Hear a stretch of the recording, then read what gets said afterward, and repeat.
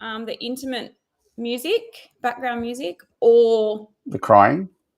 I was going to say your voice meditation. Wasn't it? All right. We can do some What do you R&B. wanna go with? My voice sucks. How are you, Mike? Oh, beautiful. Let's just ease our way into it.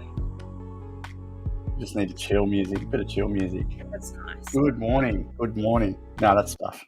Hey, how are you, Carls? I'm good. How are you? I'm really good, thank you. That's good. You look nice and chirpy this morning. How's home? It's all right. Oh, goodness me. Apologies if you can hear baby screaming in the background. That's all right. Yeah. It's life. Welcome to reality. Yeah, that's right.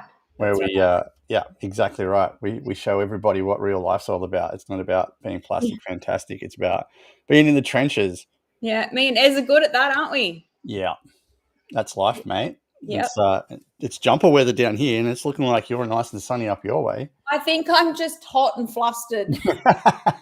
I'll cool down soon. Oh, that's awesome. Yeah. I love the cold, so I'm glad it's coming because looking forward to rugging up a fair bit. All the family got hoodies now, so we're like a family of hoodies. Are you matching? Nah, I don't do matching. I'm not a big fan. Yeah, no, the kids aren't either. They've all got different colours, so I like that. Morning, everyone. Hope you're doing really well. Thank you for joining us on Q&A this morning. It's going to be nice and short and sharp today, so we can get on with our days nice and quickly, and I think that's probably the best way to do it. As usual, if you've got any questions you want to ask that are relevant to health and wellness, Owen, what do I think of Chelsea winning 5-0? Go Chelsea.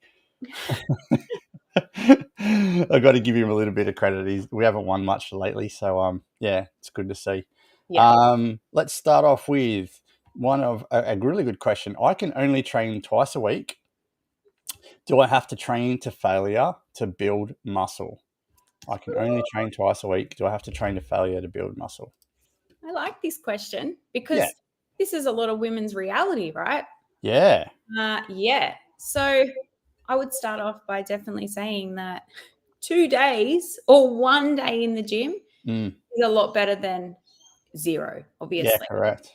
But when it comes to obviously building muscle, if you could only train 2 days a week, I would be more focusing my energy towards how effective are your workouts. Yeah, definitely. If you're going in there half-assed and, scrolling through your phone and, kind of just easing your way through it, then I think it's going to be quite challenging. But if you've got a decent program and pair it in with a good nutrition plan, absolutely, you can build some muscle. Yeah. Mikey, what would you say there? I'd have to 100% agree. I think training to failure isn't necessarily the right thing to do to build muscle. Obviously, you have to tear your muscles to rebuild them and get them to grow, but consistent progression in weights is more important in my eyes. If you've only got twice a week, make it a fucking good 2 sessions. High quality workouts, get a really good program that's going to target all the muscle groups. I think that's more important. You can't do a body part split in 2 days. You just definitely can't. There's not enough time. You'd be in the gym for 3 hours each time. It's just not going to work. So I would be definitely focusing on full body workouts that are really intense. Probably like the 3 set range, just being mindful of time wise, but making sure that you do compound exercises so you can work multiple muscle groups at a time, not just like, single leg stuff, but compound exercises. So you're working your core as well as other muscles around. I think that's more important than training to failure. I think hitting the gym twice is better than 0. So it really, really is really cool. So it just keep the balance, right? Training to failure can be really beneficial, but it doesn't have to be the norm if you've only got 2 days a week. If we're doing 6 days a week and we're training to failure and we're looking at building muscle, definitely that's, we're going to build some solid foundations. But to me, proper nutrition, like you said, enough rest and recovery in between, especially if you're doing full body sets, you really got to focus on that. that rest and recovery so you can actually build the gains you can. But training 2 days a week, you're not going to have a problem with rest and recovery. But keep walking every other day. That's going to help you keep the weight off. That's what we're talking about here. So, doesn't necessarily have to be to failure, but make sure you maximize those 2 sessions really, really well. Yep, absolutely. Yeah. All right. That was a good question. I might back this one off it. Is there still muscle growth if I don't feel sore? Okay, that's a really good one to back off with what we just talked about, because training to failure definitely brings DOM. What was that? Anyway, just had a loud noise come through the speakers. So muscle soreness is not a reliable indicator of muscle growth. Mm-hmm. Muscle growth is more about consistency, as we said before. Muscle soreness can just be you've overloaded, you haven't slept enough, you haven't got enough fuel in your body. There's so many different things. DOMs are great because they're a really good indicator that you have trained hard. Mm-hmm. But that doesn't mean if you're not sore, your muscles aren't growing. You could have adapted to your current program and haven't overloaded your muscles enough, so you're not going to feel sore for that reason. But it just means you're adjusting to the intensity of your workout, really. Yep. And if you're changing up as well, in your exercises, once again, you're going to experience those DOMs because you're obviously hitting muscles that you're not used to hitting. But that's exactly right. It's like DOMs are not an indication of whether you've worked hard enough or had a sufficient workout. Like it doesn't. Yeah. Exactly right. I guess it's like getting ghosted after a bad date, right? It doesn't mean things aren't progressing. It just means that you've adapted to what you're currently doing. I'm going to try and keep up these little puns that come through all the time and make people laugh, because last week's putting the tip in was a bit of a hit. Anyway, but yeah, focus on overall strengths and performance improvements rather than just soreness, because if you're relying on soreness and you don't get it, you're going to feel like you failed. Well, you didn't. If you've had a really good session, you've just really adapted to the actual the weights that you're lifting, then go back and go, hey, maybe I can lift a bit heavier next week, or maybe you need a new program, something like that. So yeah, cool. All right, what are bumper plates? Mate, it's a pretty simple answer on that one. They're rubberized weightlifting plates, Olympic plates, I guess you could call it, just to make sure that you don't damage the ground and the floor and yourself. They're just safety weights. They're like, the big metal plates you used to get that were really dangerous. You drop them on your toe and you break everything. Well, at least these are a little bit lighter these days in terms of, well, they're not lighter. It's the same weight. That's dumb, Michael. They're just a little bit more safer when you drop the weight. CrossFit gyms. Yeah. In a lot of CrossFit gyms with the overhead presses and stuff, like they're the ones that are bouncing off the ground.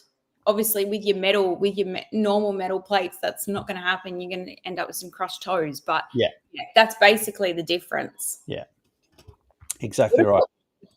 All right, we're flying through these today. I'm not ahead of them. 2 coming through on the right. This is good. Have we got it? What's the questions? I've asked this before. Okay, sorry. I've asked this before, but can't remember the answer. Do I eat to meet protein target and stop, or do I have to eat all the calories? We might get to that at the end. We've got a protein question coming up, so I might back that off. But that's a great question. Thank you for that. I got a question. What weighs more, 1 kilo of feathers or 1 kilo of sand? Is this asking about fat? That's a great question. What weighs more than 1? They're weigh the same, buddy. Anyway, that actually came through. Yeah. I think someone's just shit staring because there's a big smiley face, but I appreciate it. Do I need more body fat to lift more weights in the gym? Do I need more body fat to lift more weights in the gym? No. More body fat doesn't mean you've got more strength. Muscle mass and body fat are 2 different things. I think you really need to focus more on building muscle to make sure that you can lift heavier weights rather than worrying about your body fat. You can have a high body fat percentage and still be super, super strong underneath. You might just have a lot of body fat and still have a lot of muscle and can still lift, but having a high body fat percentage and no muscle underneath will be your weakest piece. So focus on building some muscle, and that is nutrition number one, weights number two. Yep, absolutely. That's all I would say, Mike. They're two different things. Yeah, they are two different things. So, how can I practice heavy lifting with safely if I don't have a spotter? Okay, that's really, really good question, because I think that's something that all the newbies probably don't understand enough. Yep. I'll get to your question in a sec, Shane. It's a really good question. Cool. Yeah, how can I practice heavy lifting safely if I don't have a spotter? Okay, power racks are there for a reason. Okay, they have those little safety rails that come off the edge. Use those if you're squatting or doing something with like an overhead press, if you're not sure that you'll be able to lift the weight. Number two, learn proper technique. Drop the fucking weights. Build your confidence up first and make sure you can lift properly. That is the most important thing. Lifting to a proper intensity, to a proper form, is more important than lifting heavy weights. You can go heavier once you start getting form right. Yeah. Use resistance machines, or what do they call them? Plate machines, or whatever it is. That loaded machines and things. Loaded machines, yeah. So you can, if you do drop it or do happen to be too heavy, it's only going to go back into place. That's another safer way. Yeah, if you are going to lift without a spotter or without safety rails or safety bars, just be mindful of what you're doing and the damage you can make to yourself and your surroundings. Absolutely. And I'm going to add one in there as well. Smith machine. I absolutely love the Smith machine for when, like, if you don't have a spotter and you're trying to progress, it's really hard. Like if you're trying to do a bench and you've got no spotter and you want to start to increase that weight, but you don't feel comfortable enough. It's it's a little bit different, but getting yourself in a good position on the Smith machine, you've got that, that rotation where you can actually hook the weight back over and kind of have that little bit of comfort behind you. The same with doing squats and things. Yes, it's kind of like a different line of movement and things like that. But once again, it's just having that, that safety behind you, I think. And a lot of women, this is what stops a lot of women. I'm such a solo trainer that, like if I don't have that safety bracket behind me, then I just won't progress. So for me, going up to the Smith machine and, performing some of my exercises on that particular piece of equipment is like massive for me. Yeah, definitely right. So that Smith machine is one of the greatest machines ever invented, not just because of safety, but also because it targets muscles really, really well. So just be mindful of, if you've got no one in the gym with you, keep your phone handy in case there's an emergency. You might bust something, or even worse, hurt yourself. So just be mindful of it. But form is king, people, when it comes to lifting weights. You don't need a spotter if you get the form right. You really only need one if you're going to up your weights and you're not sure if you can lift that weight category. A couple of good questions on TikTok and Insta. I'm 113 kilos, 175 centimeters. What's my ideal weight? Shane, good question. There's no such thing as ideal weight. I think it would be called comfortable weight. Like I could say that your, I guess, BMI or whatever, average weight should be around the 80 to 85 kilo mark. But if you're comfortable at 90 kilos and you feel good in yourself, it doesn't matter about ideal weight. If you're looking at dropping kilos, Shane, you need to get in a deficit. So maybe skip one meal a day, like breakfast or something like that, just to get your calories down from your normal calories, which are probably around the 3,000 mark, which most people have. Get them down to 2,500 or 2,400, or even better, 2,000 if you can, but up your protein to a couple grams per kilo of your target body weight. So I'd say to you, what do you feel comfortable in? If you said, 10 years ago, I was 85 kilos and I felt my best, then aim for that as a target, because that's a comfortable weight that you're going to be happy with. But I don't believe there's anything such thing as an ideal weight for every human being.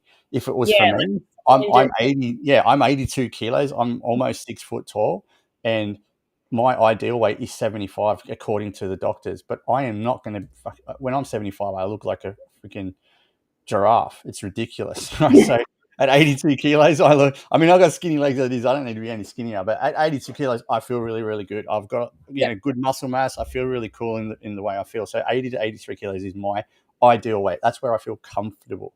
Where you So feel good, where you feel yeah, confident. yeah, Yes. that's Yeah. it. So hopefully that answers your question, mate. I know it's a bit of a broad way of saying it, but if you've got any, if you want to, yeah, send me a DM and I can help you out and we can sort of hit a target for you. It'd be cool to do. Joel, I know it's you, brother. I know it's you. We went to school together. I know you're a big smart ass and I appreciate it. I'm not someone. I'm just not someone we went to school together. We are friends. Yeah, okay. Plastic weights versus metal weights. As long as they weigh the same thing, it doesn't really matter. Just go to the Plastic. toilet. Heavy lifting is a daily occurrence because he goes to the toilet all the time, right? I'm so Oh, glad I can't see these comments because they set me off. no worries, Shane. Pleasure.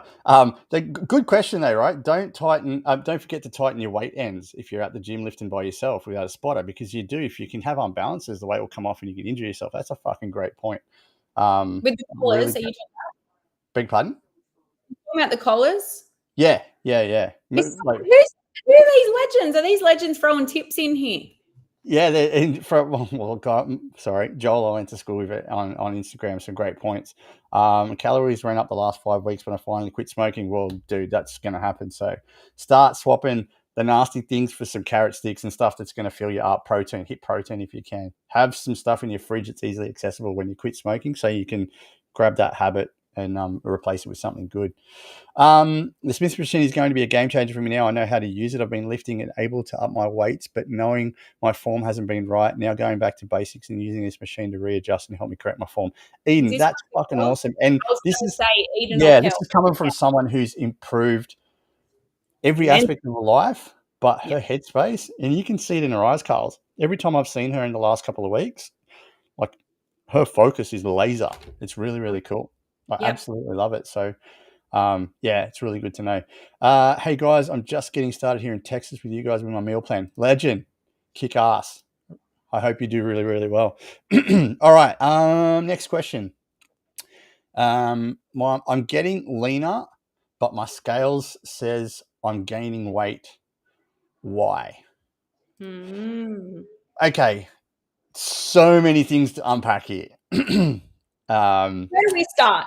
Yeah, if you're a female, I'll ask the Yeah. question, is it that time of the month? Because we all know how much water that attracts to the body, okay? And, excess blood and all that stuff. So, yeah, the scales are one of the massive yeah, part in scale fluctuations, ladies. yeah, We get really hung up on, in Better Body Academy, we really strongly encourage as part of our process, right?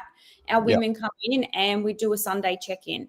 yeah, And we see it a lot, especially, during the very beginning of somebody's transformation when they just don't quite understand yet.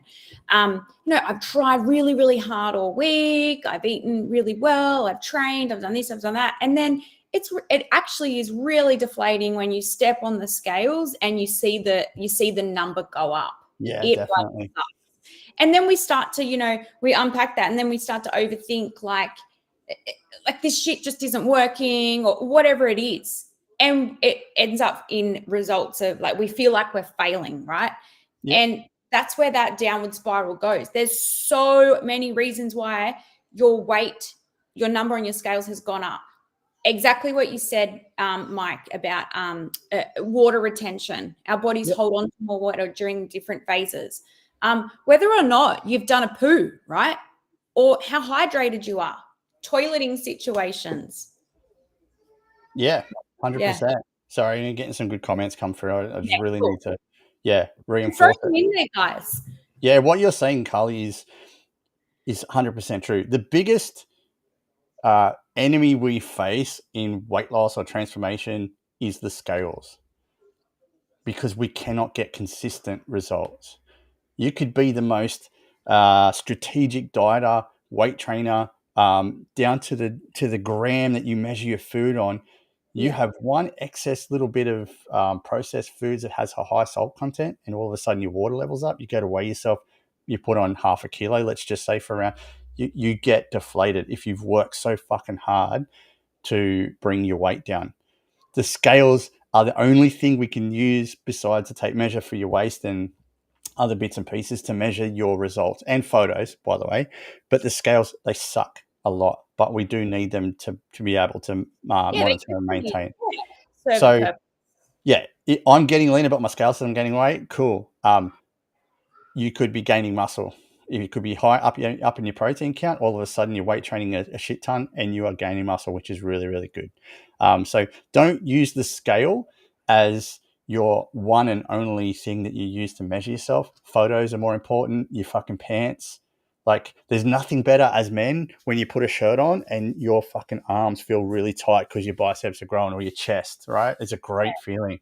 Yeah. There's no great feeling for women sliding into the jeans that you used to wear 10 years ago because your ass is feeling really, really cool, right? They're the things that make you feel good. When you pull your fucking pants up and they fall straight down, like, that's a better measurement of weight loss. So yeah, Joel, don't focus on scale weight. Measurements are more beneficial.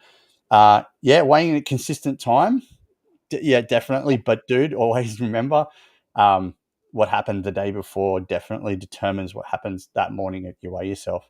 Yeah. You can get a good consistent result if you weigh yourself every day, but some people don't have the mindset to do that. So I'd rather once a week would be more beneficial in terms of that. So Take yeah, photos, guys. Photos are like the king. yeah, Seeing that, your body composition and things changing. Like, just take photos. Yes, it's very, very hard in the beginning, even if you just keep them to yourself. But that's a really good way of tracking your progress. And then when you start to see those gains, right, Mike, yeah. that's where you really start to, up your exercise and start to really want to, hone into That's it. why weight training is so important when you're losing weight, because you want definition to come through, because you'll get excited that it's fucking working. There's nothing worse than losing weight, not weight training, and all you've got is leftover excess skin. You've got no muscles popping through with definition to fill those gaps. You feel deflated. So make sure you train weights while you're also losing weight, and treat the scale as like your teenage kid, right? You just have to ignore their bad attitude, right? It's just, they're never going to give you the answer you want. So it's just like your teenage kid. Just let it go. Just let it go. Oh, Joel, settle down. I love that stuff. It makes me happy. Okay. Until when do I need to have a calorie deficit? Until when do I need to have calorie deficit? I guess the simplest answer is when you've reached your goal weight or your desired goal weight, or what you feel comfortable in, going back to what Shane said before. It's up to you when you want to stop.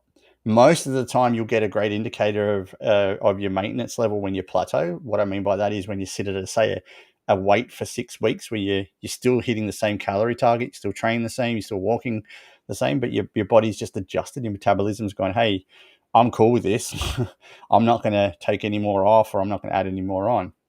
So that's kind of a good indicator when maybe it's time to up your calories. Yes, ladies, it's scary, but most of the time your metabolism gets a shock and it loses a little bit more weight as soon as you give it a little bit more food. And then it kind of levels out again. So yeah, it's important to make sure you know what your goal weight or target weight is. It's not important that the actual number is there, but it's where you feel comfortable. Getting to the place where you go, like we said before, fuck, I look good, I feel good. I look in the mirror, I'm really happy with where I am. Maybe I could add some more weight on with muscle, but that's really the good desired goal weight.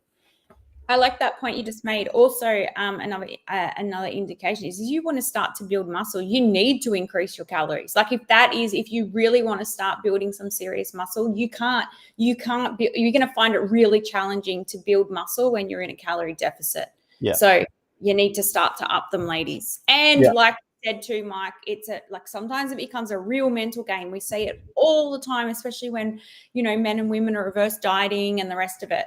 But yeah, it's just, it's something that it depends on your goals. Yeah, definitely does. Can anything happen from going over your protein intake, good or bad? Okay, I'm going to back that off with who was it that asked that question? I'm not sure who. I can't see the name, but do I eat to meet protein target and stop, or do I have to eat all the calories? Okay, so these kind of go hand in hand. Okay, can anything happen from going over your protein intake? Yeah, it can happen. Protein still has calories involved. So if your target's 200 and you're getting 250, you've got to remember there's calories involved. So you're upping the calories per day. If you want to be in a deficit, we've got to be mindful of that. Okay, we've got to be mindful of that. Is it going to give you any benefit for muscle growth? Probably fuck all, because your body only has a limit of so much protein that it can really process all the time. for muscle growth. But yeah, excessive amounts can lead to bloating and constipation and big farts and shit like that, because that's what happens when your gut's trying to process it all the time. But if you're going over your protein target, it means you're going over your calorie target as well. Okay, they kind of work hand in hand. 10% rule is the best way to kind of indicate your protein versus calorie target when you're trying to be in a deficit and also train weights at the same time. So yeah, we're mindful of that. Calories and protein. Protein has calories. So if we're going over our calories as well. Does that make sense? Absolutely makes sense. Yeah. I was just gonna, because this is a really, really great question.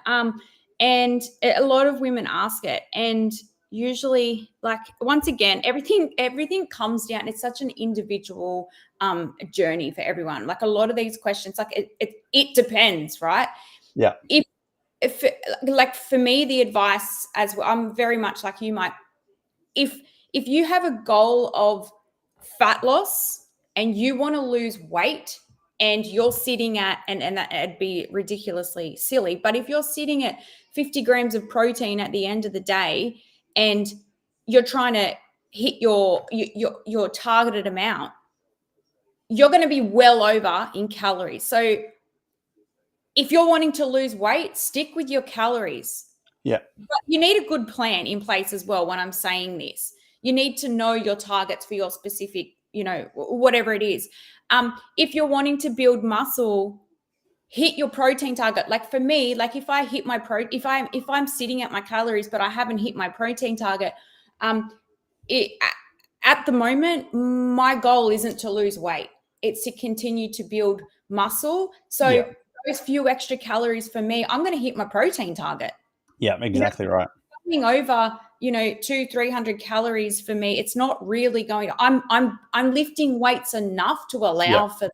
So but you're also protein, walking too, right? You're yeah, also walking. So if you're at your goal target, your target body calories per day is at 1,600, and you're at 140 grams of protein, we want to be at 160. You got 20 grams of protein to go. And you want to have that 20 grams, that means it's going to be roughly 200 calories. So have the 200 calories as sacrifice. Then what you got to, when you get to that point where you've learned enough about training and weight training and also walking, is you've already got an extra deficit by doing that day. If you've lifted weights, if you've got to have that mindset. Yeah, we don't want you to focus on it at the start. That's why we don't count those as calories in the deficit. But you've got to have that mindset. If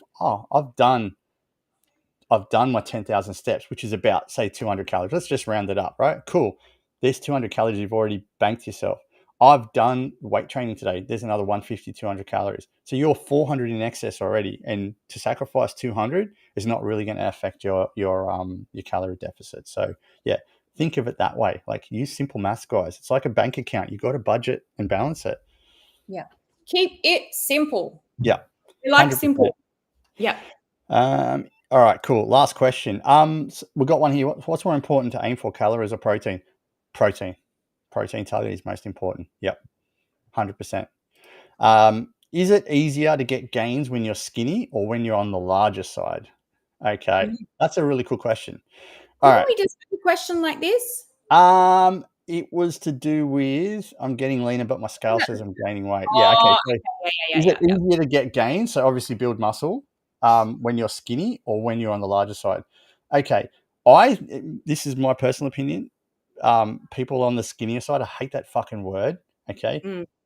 People on the skinnier side will see quicker results because they have less body fat. They'll start seeing the muscles pop through than somebody who's 150 kilos that's got to lose a bit of weight to see the definition.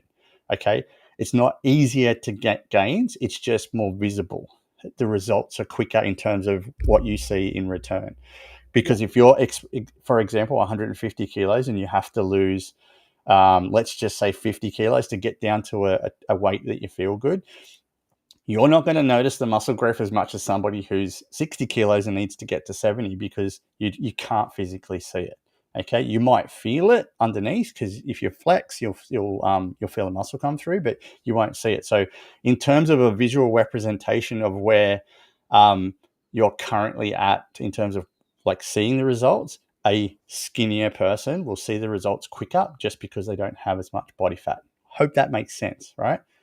I hope that makes sense. Absolutely makes sense. It's as if like a good example is, somebody wanting to get a six pack, right? We've all got abdominal muscles. Yeah. Okay. If I put myself into a calorie deficit, I'm going to have a neat six pack. I don't put myself in a calorie deficit. I like to carry a little bit of extra weight. Yeah, I agree. I'm the same. You're not going to see it. You're not going to see it.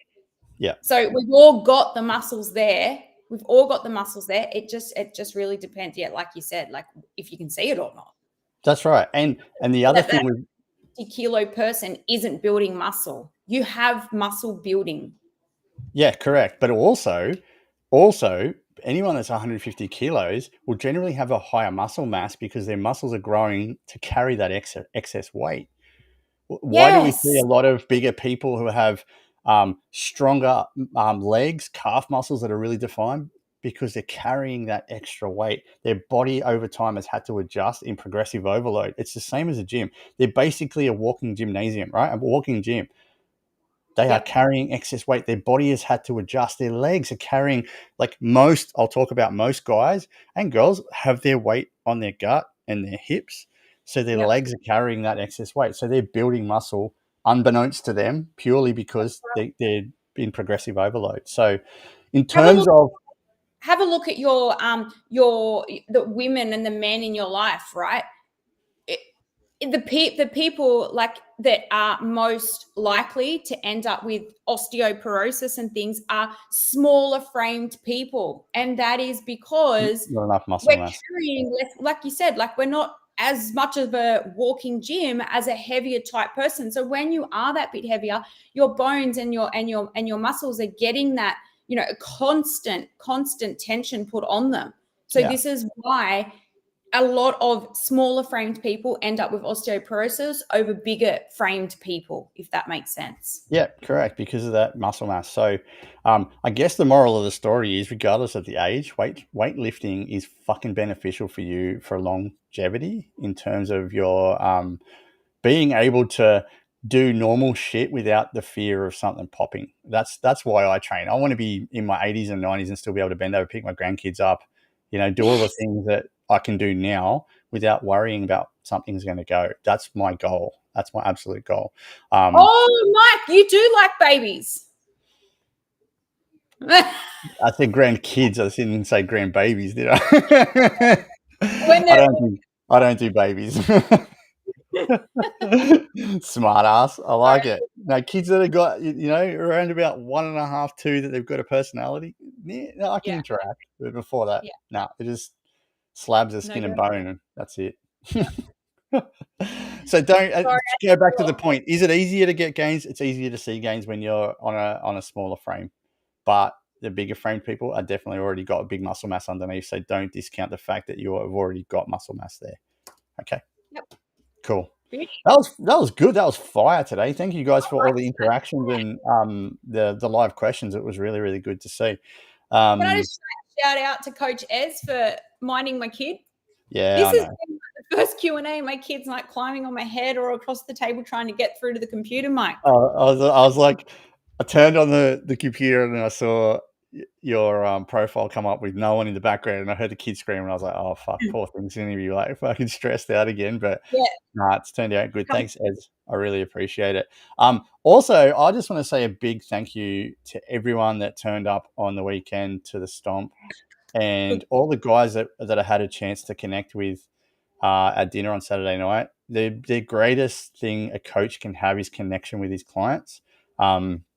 I came home on Sunday feeling like a junkie that's just had a massive hit of heroin. Like that's my heroin is connection with people. It was just beautiful to have, time with Lisa and all the people that I haven't met before. Yeah, just to walk and talk and listen. Traveling all the way and taking the time out of their days to come and meet up, right?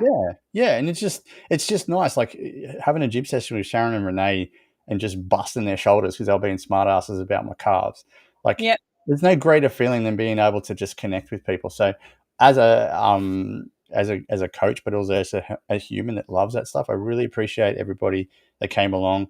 And I'm just so blessed to be in the presence of, great coaches and friends like you guys, you, as Jace, Troy, Dom.